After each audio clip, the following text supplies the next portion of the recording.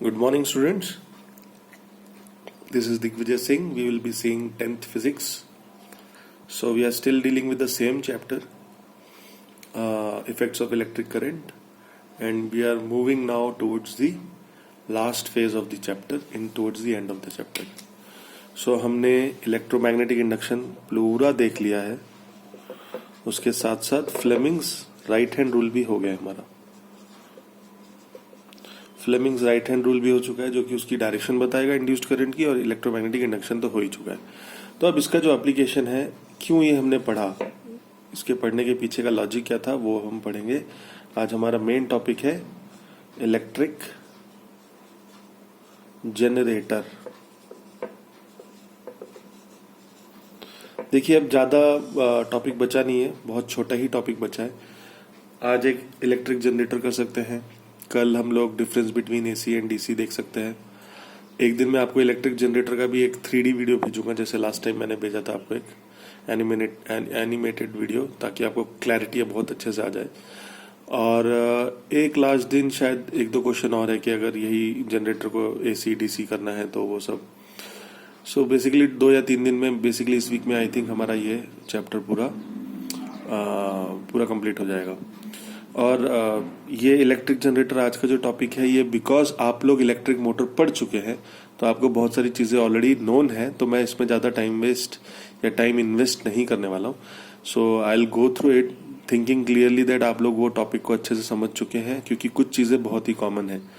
सिर्फ इसका हल्का सा वर्किंग में डिफरेंस है, और यहाँ पे फ्लेमिंग्स राइट हैंड रूल लगने वाला है, जबकि वहाँ पहले फ्लेमिंग्स लेफ्ट हैंड रूल लगा था इलेक्ट्रिक मोटर में.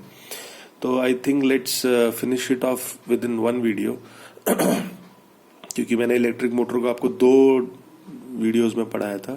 पहली बार सिर्फ उसका प्रिंसिपल, कंस्ट्रक्शन, यूज, एंड दूसरी बार पूरा working. But I think because हम इलेक्ट्रिक मोटर देख चुके हैं, so there shouldn't be any difficulty.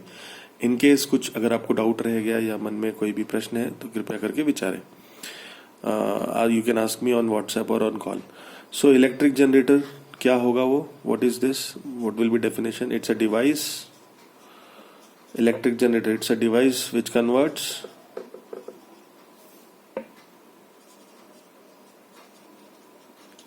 which converts what, mechanical energy into electrical energy. देखिए, ये मेन टॉपिक है. इलेक्ट्रिक मोटर क्या था, इलेक्ट्रिकल एनर्जी को मैकेनिकल एनर्जी में कन्वर्ट करता था. इलेक्ट्रिक जनरेटर क्या है, मैकेनिकल एनर्जी को इलेक्ट्रिकल एनर्जी में कन्वर्ट करता है. तो पहला हो गया पॉइंट. दूसरा हो गया on what principle this is working, किस सिद्धांत के पीछे इलेक्ट्रिक जनरेटर काम करता है. So you have to remember electromagnetic induction. इस सिद्धांत के पीछे काम करता है कि अगर मेरा अभी तो आप समझ भी सकते हो, मैं आपको शॉर्ट में समझा देता हूं. ये मेरा मैग्नेट है नॉर्थ साउथ, और ये मेरी आर्मेचर कॉइल है. तो अगर अब मेरा आर्मेचर कॉइल, ये आपको पता है रोटेट होता है, गोल गोल घूमता है.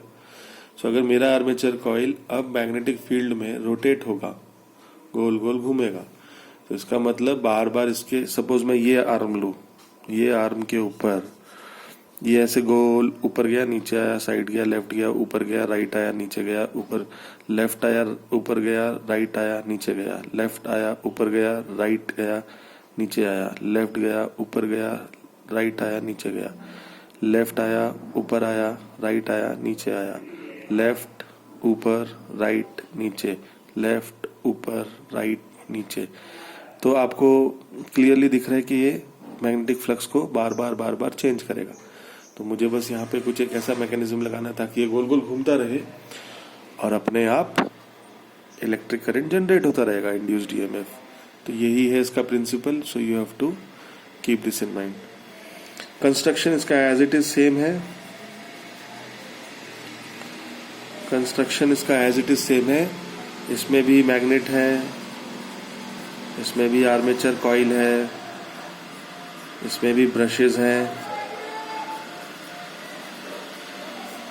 इसमें भी कार्बन ब्रशेस हैं, इसमें भी एक्सल है, इसमें भी हाँ, तो इसमें जो मेन डिफरेंस है वो आपको याद रखना पड़ेगा। तो इसमें बाकी सब चीजें एज इट इज हैं, वायर वायर सब कुछ वही है। इसमें सबसे मेन डिफरेंस है वहां पे स्प्लिट रिंग्स थे, स्प्लिट रिंग्स। यहाँ पे स्लिप रिंग्स है, स्लिप रिंग्स। ये जब आपको मैं वर्किंग बताऊंगा तो समझ में आएगा। वहां पे आपके एक ही सर्कल के दो पार्ट्स थे, एक आधा इधर और दूसरा आधा इधर, बराबर। यहाँ पे आपके पास दो पूरे पूरे सर्कल होंगे, एक सर्कल और उसके पीछे एक और सर्कल। तो ये रिंग 1 होगी और ये रिंग 2 होगी। रिंग 1 और रिंग 2 पूरे दो सर्कल्स होंगे आपके पास। इसमें एक ये डिफरेंस है। और ऑफ कोर्स एक मेजर डिफरेंस ये है कि इलेक्ट्रिक मोटर में क्योंकि मुझे करंट चाहिए था तो मेरे पास बैटरी थी, क्योंकि मुझे इलेक्ट्रिक करंट चाहिए तो मेरे पास बैटरी थी। पर यहाँ पे ऑलरेडी जनरेटर है तो मुझे बैटरी तो चाहिए ही नहीं, रेदर मेरे पास लोड रहेगा या गैल्वेनोमीटर रहेगा जो मुझे शो करेगा कि मेरा करंट जनरेट हो गया। तो कंस्ट्रक्शन में I think these are the things. Now let's directly go upon to the working. तो हम लोग सीधा वर्किंग देखते हैं।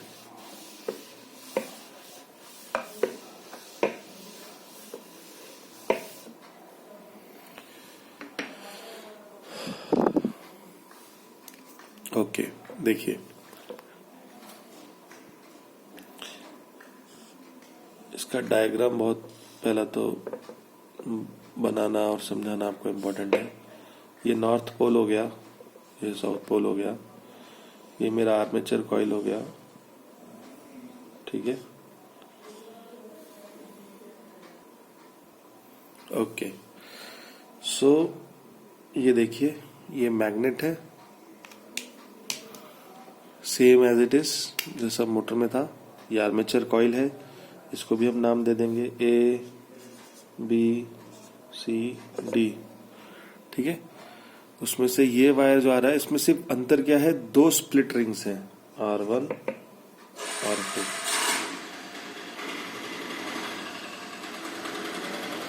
एक पूरी रिंग है, फिर एक दूसरी पूरी रिंग है। ऑफ कोर्स मैं आपको एक 3D इसका एनिमेशन भेजूंगा तो आपको एकदम क्लैरिटी आ जाएगी, पर अब आप समझने के लिए समझिए।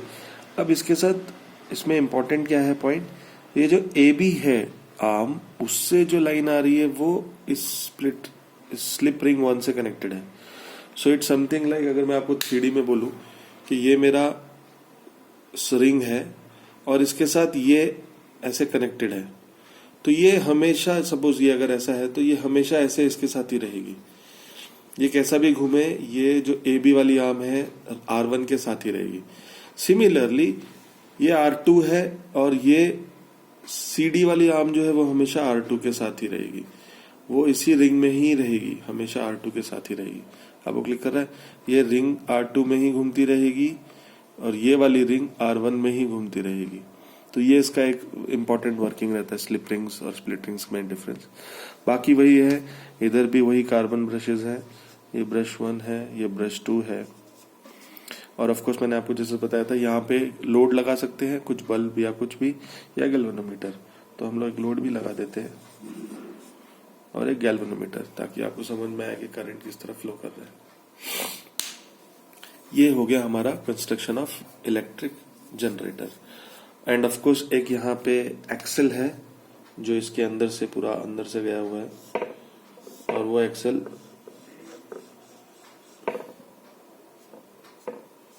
तो आपकी बुक में डायग्राम है, आप देख लीजिएगा किस तरीके से है, पूरा अंदर तक आया है या नहीं, यहां तक नहीं होगा ये। तो एक एक्सेल है इसके अंदर, ठीक है। तो अब होगा क्या, so let's start with the working. आपको कंस्ट्रक्शन समझ में आ गया। ये आर्मेचर कॉइल है, कॉइल के अंदर हमारा एक्सेल है, ये मेन हमारे दो मैग्नेट्स हैं, नॉर्थ पोल साउथ पोल, उसके बीच में आर्मेचर कॉइल। आर्मेचर कॉइल मैंने आपको उस दिन समझाया था, it's like pages of a book. ऐसा बहुत सारा कॉइलिंग है, बहुत सारा वाइंडिंग है ऐसा रेक्टेंगुलर शेप में। इसका side A B is always connected to ring 1, there is side C D which is always connected to ring 2, then it is a brush B1, then it is a brush B2. तो actually ये diagram के साथ ही working समझाने में अच्छा रहेगा, नहीं तो आप कंफ्यूज हो जाएंगे। So let us start with our first cycle. तो अब हम यहाँ पे वर्किंग स्टार्ट कर रहे हैं। आपको ऑल्दो वीडियो शायद थोड़ा सा बड़ा जाएगा, बट ठीक है, आपको क्लिक करेगा। So now we are starting the working. और आपको यहाँ ध्यान रखना है कि हम लोग क्या कर रहे हैं। ये मेरे पास एक्सेल है, इस एक्सेल को मैं क्लॉकवाइज या फिर एंटी क्लॉकवाइज घुमाऊंगा। आप कुछ भी अज्यूम कर लो, क्लॉकवाइज अज्यूम कर लो या एंटी क्लॉकवाइज अज्यूम कर लो, जो भी आपको अज्यूम करना है कर लो। तो बेसिकली मैं अजम्पशन लेके चल रहा हूँ क्लॉकवाइज मूवमेंट। तो हमने क्लॉकवाइज घुमाया। अगर मैंने इस चीज को क्लॉकवाइज घुमाया, मतलब जो साइड ए बी है वो ऊपर की तरफ आएगा, ऊपर, और जो साइड सी डी है वो नीचे की तरफ जाएगा। क्लिक कर रहा है आपको। क्लॉकवाइज घुमाया है तो ये चीज ऐसे घूमेगी, क्लॉकवाइज है। सो ये मेरा थंब साइड ऊपर की तरफ आएगा और ये मेरी छोटी फिंगर साइड नीचे की तरफ जाएगी, क्लॉकवाइज। ठीक है, बस अब यहीं पे आप लगा दीजिए राइट हैंड रूल। ये देखिए साइड ए बी पे अगर मैं लगाऊंगा तो आपको पता है राइट हैंड रूल क्या है, तीनों डायरेक्शन में तीन चीजें हमें मिलेगा। क्या? Induced current. हमारे पास है क्या? मैग्नेटिक फील्ड और फोर्स। तो अब देखिए नॉर्थ यहाँ है, साउथ यहाँ है, तो मैग्नेटिक फील्ड कैसा होना चाहिए? ऐसा। ये मेरा राइट हैंड है, मैग्नेटिक फील्ड यहाँ हो गया। अब ए टू बी कहाँ जा रहा है, ऊपर या नीचे? ऊपर, तो ये रहा। तो मेरा करंट कैसे इंड्यूस होगा? इस डायरेक्शन में, from A to B. Click कर रहा है आपको। मैग्नेटिक फील्ड यहाँ से यहाँ है, ए बी ऊपर की तरफ जा रहा है, तो करंट का डायरेक्शन क्या होगा? इंड्यूस्ड करंट का direction from A to B. ठीक है। सिमिलरली आपको मैं लास्ट टाइम भी बताया था, कपल, वही फंडा यहाँ पे भी लगेगा। अगर ए बी में ये लग रहा है तो सी डी में बाय डिफॉल्ट करंट नीचे की तरफ होगा, बट हम फिर भी उसको राइट हैंड रूल से समझते हैं। साइड सी डी के लिए आप समझिए, सी डी वाला जो नीचे गया, ये तो नीचे जा रहा है, इसमें ए टू बी वापस राइट हैंड रूल, ये तो इधर ही है direction, north to south magnetic field का। सी डी साइड का है नीचे, तो मतलब मेरा ऐसे बनेगा। ये आपको दिख पा रहा है क्या? थोड़ा सा हाथ को एकदम भयंकर लेवल पे ट्विस्ट करना पड़ रहा है। तो सी डी साइड मेरा, ये देखिए थंब नीचे की तरफ गया, ये इधर ही है, तो मेरा करंट किधर आया? सी टू डी। ये देखिए ये है करंट, यहां से यहां। तो मेरा करंट कहां से कहां आया? ऊपर से नीचे की तरफ। तो यही है पहला साइकिल में जो करंट फ्लो होगा। अब आप देखिए कैसे होगा। A to B, B to C, C to D, D to कहां जाएगा? डी टू, ये ध्यान से देखिए, ये इससे कनेक्टेड नहीं है R1 से, ये सीधा उसके नीचे से उसको बीच में से फाड़ के आर सीधा R2 पे जा रहा है। D2 R2, ये इंपॉर्टेंट था। और फिर R2 के बाद B2, इधर से ब्रश में गया, फिर ब्रश के बाद गैल्वेनोमीटर, B2 के बाद G। तो ये पहला करंट इस डायरेक्शन में गया, दिख रहा है आपको एरो? राइट से लेफ्ट की तरफ गया, राइट से लेफ्ट की तरफ गया मेरा करंट। फिर लोड से होते हुए आगे, फिर ऊपर, फिर ऊपर, फिर कहाँ जाएगा? गैल्वेनोमीटर से B1, B1 पे आ गया, फिर B1 से R1, B1 से R1, फिर R1 से A, वापस यहां से A, और फिर से वही साइकिल है, A से B। क्लिक कर रहा है आपको, फ्लो कैसे हो रहा है करंट?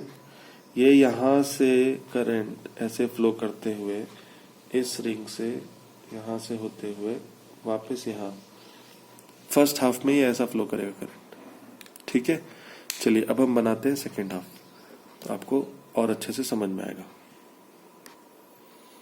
ओके, तो